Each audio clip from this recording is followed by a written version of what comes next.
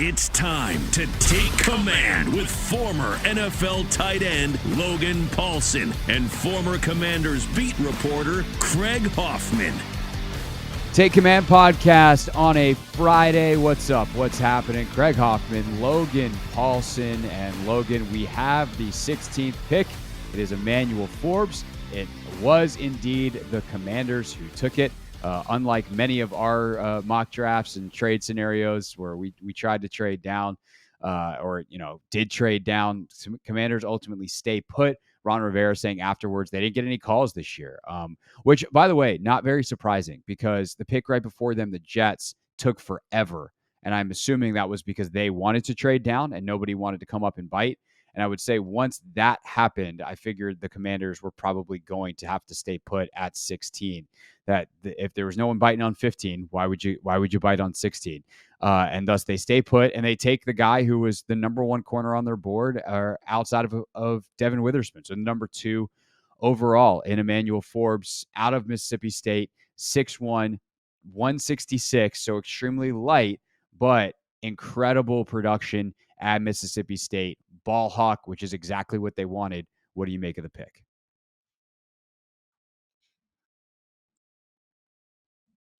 You watch, Witherspoon, Gonzalez, Banks, Porter, and Emmanuel Forbes, all those kind of top guys. He's the guy that, to me, outside of Witherspoon, probably has the most consistent tape. It's his tape is very, very good. He's playing zone, he's playing a little bit of man, not as much as the other guys, but lots of zone, great feel for matching concepts, great instincts in space, which Ron talked about quite a bit. And that, again, they had some analytic measurements for that, but when you watch the film, that shows up pretty definitively. And literally the only reason he's not your top tier second flight corner, and I put Banks above him, I put Gonzalez above him, is just the size. So if you're okay with that, if you're okay with the size metric and the durability issue, because everything he does on film is great. He tackles great. He's instinctive. He's got great recovery speed. He tracks the ball well in the air. He's competitive at the catch point. The only thing if I was going to give one criticism of his play style, sometimes he's a little bit out of control.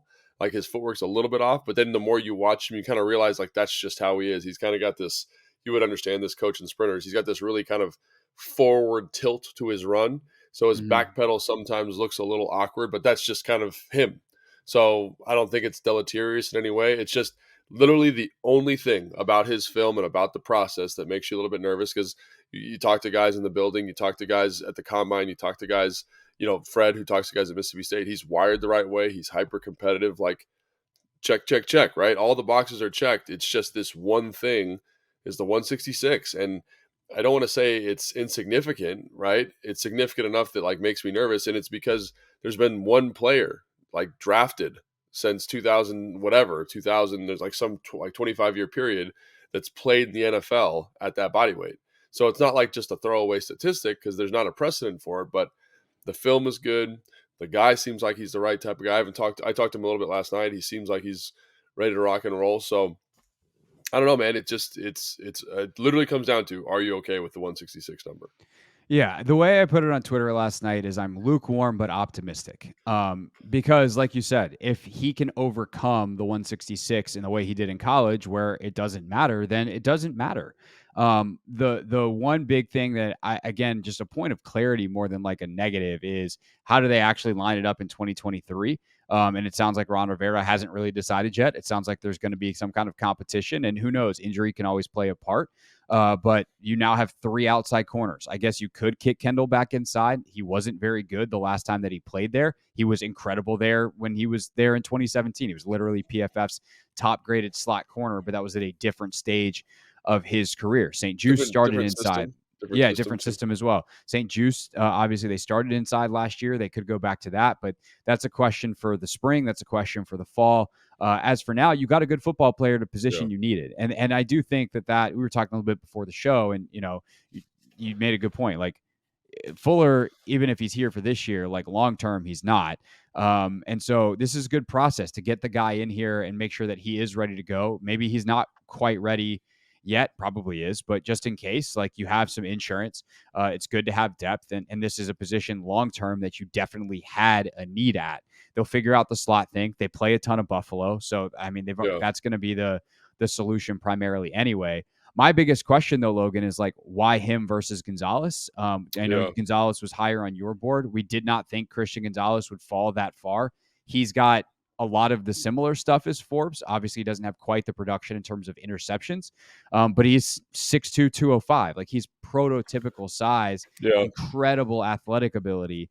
It just seems like that should be the guy. But you look at Forbes' numbers and they're crazy. Like, Yeah. he has multiple interceptions every year of his career. He comes in as a freshman at Mississippi State and has 5 interceptions. Like, that's nuts. 6 touchdowns. Like, what? Like, Yeah. that's crazy. Or gave up, 6 touchdowns. But 5 interceptions that first year, and then just gets better and better. 3 interceptions his sophomore year, and then ultimately 6 in his final year at Mississippi State. Like, this dude has the instincts and kind of stuff that you can't teach. And if that's what they want, and Ron said that's exactly what Jack Del Rio kind of put out as this is what I need, then I get it. Yeah. So I'll say this. I think, Christian Gonzalez was slightly ahead in the same way that like Trayvon Walker was slightly ahead of Aiden Hutchinson last year in terms of defensive ends, or Tyree Wilson was talked about maybe being taken ahead of Will Anderson this year. And I think it's because he is that freaky athlete. He's incredibly smooth in coverage. I think the thing that sticks out to you about Christian Gonzalez is you're projecting his production a little bit to the next level, right? You see the traits, you see the tools. And I will say the one thing about Forbes, like, good on him, is every week he's going to war in the SEC. Every single week he's going to go up against some of the best receivers in football throughout his career. He started as a freshman at Texas A&M, so every week he's getting battle tested. And I will say this, Christian Gonzalez against Georgia week 1 last year did not look very comfortable against top flight competition, and I'm sure, talking with Ron last year about their draft process, like, he values guys, and we've talked about this in terms of the types of qualities you're looking for at the position, is top flight, highly competitive programs, usually in the SEC, playing good competition every week, and how you do against the best competition in college football. And Forbes, again, talk about boxes that were checked. Forbes checks that box like dramatically. It's a huge check there for him. And I think with Christian Gonzalez, it's a little bit more of a question mark, So you mentioned the instincts. Like, obviously Forbes' instincts are off the charts, but he's also battle tested. He has been through it in terms of the receivers he's had to play against. So I think when you just step back and look at it, right? Like I said, the only reason, and it's a very close margin. So, like, for me, like, he was my third quarter in tier 2, right? So Witherspoon's tier 1, Gonzalez, Banks, and Forbes, right? I kind of ended up switching Joey Porter Jr. out last week, late in the process when I was watching more film and talking to Fred, obviously. And the thing that literally the only reason he's the third guy and not the second guy is just the stature. That was there's no other reason. Like, his film is awesome. His level of competition is awesome. He tackles. He's got great ball. Like, people are freaking out, like, oh, he's not big enough. Like, his film he doesn't play like he's 166. I'll tell you that right now. It's just, that was something Ron said and Mayhew said in the pressers. Like, if you'd just watch the tape and you don't look at the scouting report, you don't look at the measurables, you never know he was 166. Yeah. Like, I literally thought, like, when I was watching him, he's a skinny guy, but he looks like he's probably 180, 185, like, he's 6'1", 6'2", very, very reasonable. He's not the biggest guy, but I think it's just that is such an outlier, that's the only reason. Like, I wish I had some, like, deeper analysis here. Like, I liked everything I saw from him. And like I said, sometimes he gets a little over his skis, gets a little bit too aggressive in terms of anticipating stuff, which is one of the things you like about him because you get all that ball production off of him. That's the only thing. Like, there was a play against, I forget who it was. Gosh, was it against Alabama? Alabama, maybe, where they're running a bubble screen. He jumps the bubble screen. They throw the double move over top. He's able to recover because it's a college receiver because he's got that 4.3 speed and make an interception. But that's the type of stuff that makes you a little bit nervous at the next level. Like, those little moments of, like, oh, I'm going to make this play. Like, do those compound? And I'm sure he's going to learn. Like, that was the thing. Like, we had an interview with him, like, right after he was selected over Zoom, with Julie and B. Mitch.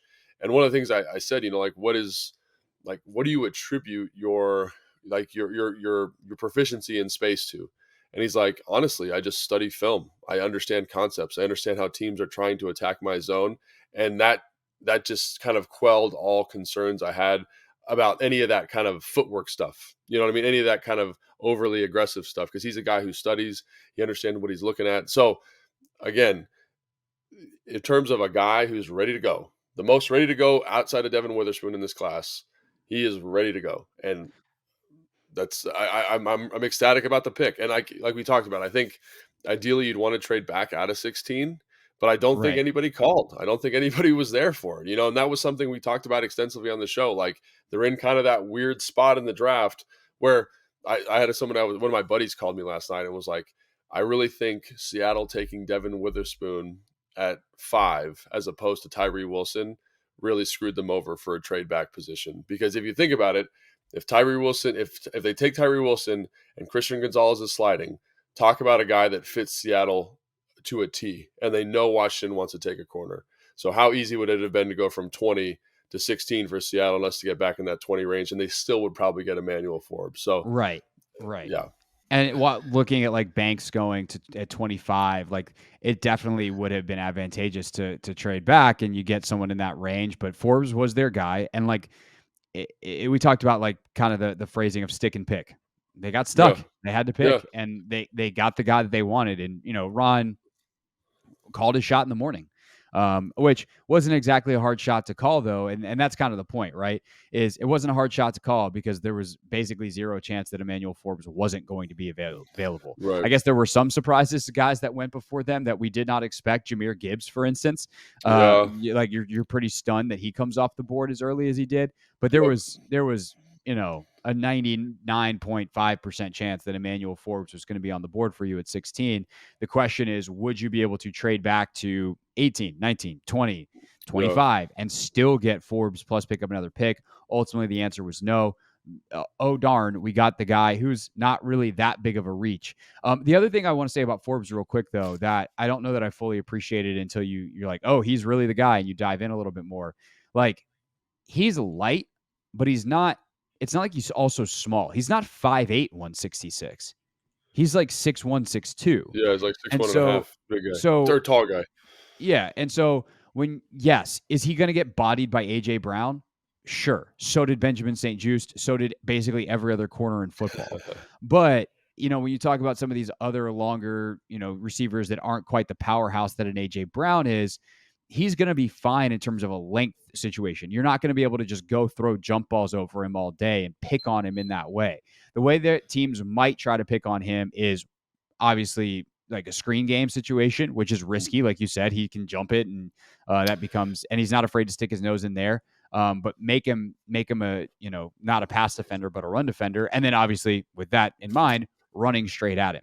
And that's the thing, like you don't have the position flex of being able to put him in the slot because he is too light. That's where the weight matters, because if Yeah. guards and tight ends and tackles get out on him, that's bad news bears. I will But say though, he's like to that point, like in yeah, terms of being like, because I expected, like, when I watched him again, I said he plays like he's 185 or 190, probably 185. Let's be real here, but he's a good tackler. He's a willing tackler. right. He like Right. throws. He's willing his to come body. up, and he's Yeah, not going to just get blocked by a receiver. Like, he's yeah, slippery enough to get around those guys. Yeah, sure. If you have a great blocking receiver on the edge, but that's most corners, as opposed to, a guy who's just like going to get, escorted out the club, down the sideline, and all of a sudden you never have an edge in the run game. Like, that's not what we're talking about here. But it does eliminate again that inside stuff where he might wind up on a guard, and that's where you're worried about him getting completely demolished. But not just, I'm not even talking about injury, just like complete non-factor, yeah. overmatched. But on the durability injury front, good point by Mayhew and Rivera in their presser as well.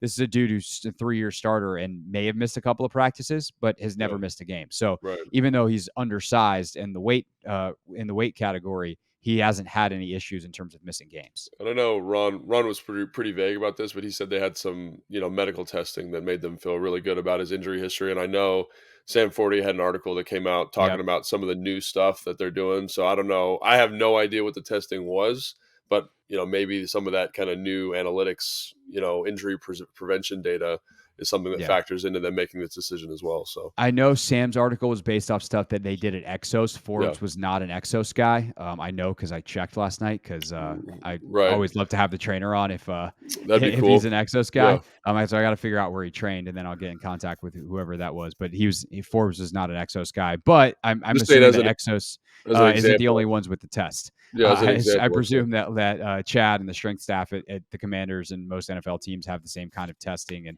a lot of the other facilities that do the combine training do as well. So, yeah, the bone absolutely. density and stuff like that. All right, real quick before we get out of here, this will be an abbreviated edition of the pod. One thought each on the draft in general, and then let's look ahead till tonight. You get one storyline, Logan, for the rest of the first round, and then we'll do like a full recap pick by pick on Monday. But what's your biggest other thing that happened? Yeah, I mean, I think I'm going to kind of cheat. I think the Will Levis out of the first round, I know a lot of people are probably surprised by that. I'm not overly surprised by that. I think the big storyline for me is within the division, and it's Philadelphia getting Jalen Carter and then Nolan Smith. Like, It's crazy. could it have been a more Philadelphia draft? Probably not. Like, just getting, again, the guy that I think probably has the highest upside, the closest thing to a blue chipper in this class, and Jalen Carter. If you could just take the film and watch that and be like, he's probably the first pick in the draft. Obviously, you can't do that because this is a human. There's a human element here too. And then Nolan Smith with his tremendous explosion, and it's not like it's again he's a small guy, but he plays with this big presence because he is so twitched up and fast and. I don't know, man. Like, definitely Eric Bieniemy is going to have it all cut out for him in terms of game plan on that front moving forward. So that to me, that's the big story, and especially within the division. Yeah, I love all the trade stuff. We'll talk about that on Yeah. Monday. But I'll go with Falcons and Bijan. I love it so much. Do you? I get why you don't take running backs in the first round. I don't really know why Detroit did. I don't hate that pick for them because like Jahmyr Gibbs is a really freaking good football player and they're going to score Good 30 receiver points a game. too. Yeah, Good he's a great receiver. Like they can play him and Swift together. Like there's a lot they can do there. But with The only thing Bijan, I'd say to you about Bijan is if you're Atlanta, why Mhm. not take Jalen Carter? And I know it's his hometown, so like he maybe that's not the best thing for him. But you have Jalen Carter, Grady Jarrett right next to each other. You have a dominant defensive interior with young pass rushers on the edge. I think that would just be more impactful. But I hear you. I I get, hear yeah. you. Like I think there's multiple good options here. And what I would say is this same thing I said on our mock draft that Anthony and I did yesterday. We did the last. I don't know if you saw this, Logan. Anthony and I did the last mock draft of 2023. Did you really? Yeah, we did it. We did the final hour of the show yesterday. We just did a big giant mock draft. Anthony, by the way, hilariously tried to take Darnell Wright for Commanders 2 picks after I had taken him for someone else. So I was like, he's not available, you big giant doofus. Way to mess up the most important pick in the draft. But he took someone else for Atlanta, and I was like, I would have taken Bijan the way the board fell. And the reason is this. You can probably stick almost any NFL caliber back in that system with the amount they're going to run it and get 1,200 yards. Yeah. But what happens if that 1,200 becomes 1,800? Yeah. That seems like a pretty important thing. And that is what Bijan has the potential to do. And he is that special. He seems to just be an unbelievable character guy. He's got it all. And if that's the case, like, and that's the most important thing to your football team, running the football, the guy who's running it seems pretty important. And so he's got a year. Like the other thing is like between Algiers and Patterson, they don't have to run him 400 times. Like they don't have to wear him out in the way that the Cowboys wore Zeke out in those first couple of years. You can be a little bit more patient and try to get some more longevity out of him. But we're talking comparisons I've heard AP, LaDainian Tomlinson. Like if he's that and you're them, I love that pick. I'm just interested to see how many touches he gets, and if it's warranted. I'm sure they'll make it. Arthur Smith knows how to use a bell cow running back and that skill set, and so you feel good about the fit. Just to be interesting to see the usage pattern with those other backs they have there. Definitely. All right, top players that you've got your eye on for the Commanders tonight. Yeah, I mean, I think it's interesting because I think there's a couple ways they could go. Obviously offensive line, if you're going to go there. I think we've talked about Steve Avila, the position flex, right? Matthew Bergeron, the position flex, the leadership qualities. Cody Mock, the position flex, the super senior play. So those are kind of the three guys I would keep an eye on. Maybe Joe Tittman from Wisconsin, a center that can play also guard. Again, captain, great pedigree there. So that's what I think. If you're going to go O-line, that's where you probably go. I don't think you have to go O-line with this pick, which is interesting. I think a lot of people kind of have that penciled in, so I think they could go in a different direction. I'd say Adebawore from Northwestern is also still on the board, that kind of freaky combine guy in terms of edge. Keon White in terms of big edges that kind of fit their philosophy defensively with inside, outside, pass rush, upside are still on the board, so keep an eye on those guys. Brian Branch, I don't know how exactly he fits. You talk about nickel players. Like, is he a true nickel with the 4.5, with the high 4.5 number? I'm not sure, but he's a heck of a football player. So if he were to slide, maybe you feel really good I'd about be surprised taking if he's still available at 47, but I'm not going Me to be mad too. if they take him. But he is on a little bit of a skid. Another guy that I like a lot for that Buffalo nickel spot is Sidney Brown out of Illinois. He's a little undersized. He's not exactly their type of guy, but he is.